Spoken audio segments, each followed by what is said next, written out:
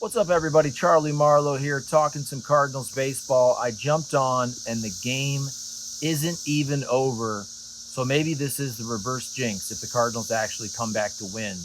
It's like 9-1 Red Sox in the seventh inning, last I looked. Hopefully, you can hear me because the freaking cicadas in the background are so loud right now. It's honestly the loudest I've ever heard in my entire life. Okay, let's talk birds here, and we'll go quick. First of all, it's kind of weird. The last three series, I feel like what the Cardinals have done is they've either won or lost the last game of the series after the previous part of the series either went really poorly or really well. And so what I mean is go back to Milwaukee last Sunday. Cardinals played really poorly, lost the first three games against the Brewers. So it was a really bad weekend, but then they came back and they won the finale. And then go to the Angels on the road. They play well. They win the first two games, but then they lose the finale. And same thing here with the Boston Red Sox series. Obviously, the Cardinals, they play well. They win the first couple games, and I think it's safe to say they're going to lose the finale. And again, if I'm wrong, I hope I'm wrong, and the Cardinals have some amazing comeback. But it's 9-1 Bo Sox right now, and I think the seventh inning. So let's talk about some trends. First of all, the Cardinals, look, give them credit. They've showed some life here. After losing, 7 straight games. They had won then, 5 of 6 before we're assuming they're losing this finale to the Red Sox. And the offense also showing signs of life. The offense is improving. I looked, I believe it was 23rd in baseball in OPS entering the day. Still not great in terms of runs scored, but I thought it was kind of funny that this morning when I looked at MLB.com, the Cardinals were 23rd in baseball in OPS and 23rd in ERA. And look, if you're just doing one stat for pitching and one stat for offense, I think it's pretty fair for an easy stat to decipher. You could go OPS and ERA, and I think that speaks to right where the Cardinals are. They're a poor team overall, basically in the two parts of baseball that really matter. Now, obviously, defense matters, base running matters, but if you're breaking it down, offense, pitching, the Cardinals are bottom third or even right there on the cusp of bottom quarter in baseball when you're 23rd or tied for 23rd, whatever it was, in OPS and ERA. So, but look, the offense is improving. Let's give them credit on that because the offense was just horrible for the first month or so. So the offense is getting better. I think a lot of people did worry, though, that the pitching was basically, I don't want to say overperforming, but this starting staff wasn't going to last, and we've seen that. I mean, look, and I think the starting staff, what are they, like maybe 25th in ERA, whatever the number is. Don't quote me on that. I can't remember exactly, but the bullpen is okay. Bullpen's okay. But I think, look what happened today. Matthew Liberatore is not a big league starter at this point in his career, and maybe he never will be. And this guy can't get righties out. And there's a lot of right-handers in Major League Baseball, and teams can stack a lineup against you full of righties. I looked this morning, and I think the OPS against Matthew Liberatore from righties was like 929. That's crazy good. And you saw all the damage done by the righties in this game today.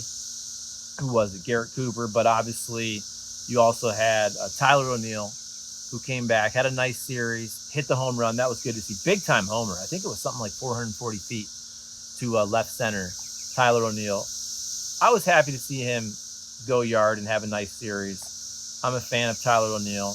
Yes, you did need to kind of break away from the Cardinals. Although, look, we're not going to get into the whole Ollie thing from last year, but it became an untenable situation, and so they trade Tyler O'Neill. Which again, I'm not even trying to get into that whole deal. We've talked about it like 5,000 times. But also, look, Liberatore in the rotation hurts you two ways because he was pretty good as a lefty out of the pen. So it weakens your chances to win, obviously, because he's only going to give you about, 3 innings, whatever it was. What did he allow? Was it 4 earned runs? I can't remember exactly, but it wasn't good, obviously, today.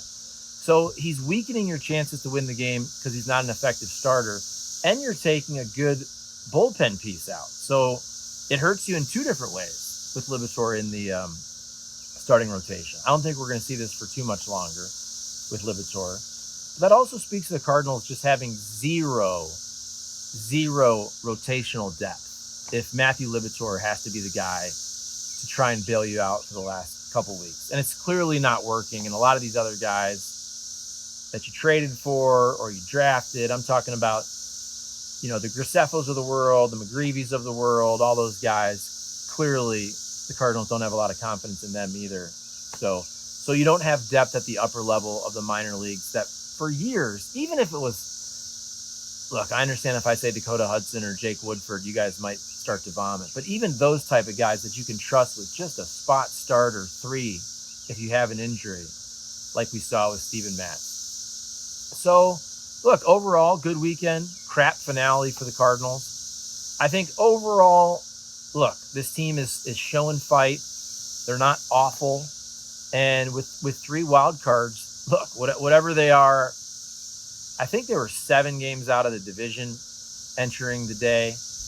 But the wild card, what is it, 2.5, 3 games, whatever it is. And that's probably going to be the case the whole season. When you have 3 wild cards, look, basically every team in the National League is in it except for the Rockies and the Marlins. That's what the 3rd wild card does for folks. So I want to hear from you guys. First of all, are the cicadas in the background a huge distraction? Hopefully, because I have the AirPods in, hopefully my voice comes through better, because for me, I can barely freaking concentrate. That's how loud these cicadas are. It's freaking unbelievable.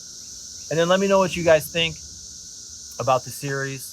Also, I was watching today, and man, for a Sunday, beautiful day, it was 88 degrees last I looked, not a lot of fans in the stands. For a team like the Red Sox that you don't see very often, a great brand like the Boston Red Sox, and again, a really nice day, it seemed like a lot of Cardinal fans elected to stay home.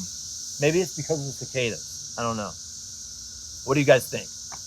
I think I kind of broke it all down of what I wanted to talk about. Basically, Cardinals, very, very mediocre or worse. The offense is getting better. I think it's safe to say the pitching is getting worse. They have no depth in the starting rotation. Matthew Liberatore is not a big league starter at this point. Fans need to show up. The cicadas are crazy loud. Happy for Tyler O'Neill. I think I covered it all. So appreciate you guys watching. Sorry I haven't done a ton of videos. I was out of town last week in Long Beach with my son, who has a bunch of allergies. So we were at the Food Allergy Institute out there. And look, Bernie and Will have their podcast, Seeing Red. We'll post that tomorrow. And Brendan Schaefer and I will do our podcast, Low Hanging Fruit, at least once this week. So, hey, enjoy your Sunday. And like I said, maybe I'm recording this video and the Cardinals are going to have this amazing comeback. But as I pressed record, it was 9-1 Bo Sox in about the 7th inning. So, all right, guys, enjoy the cicadas.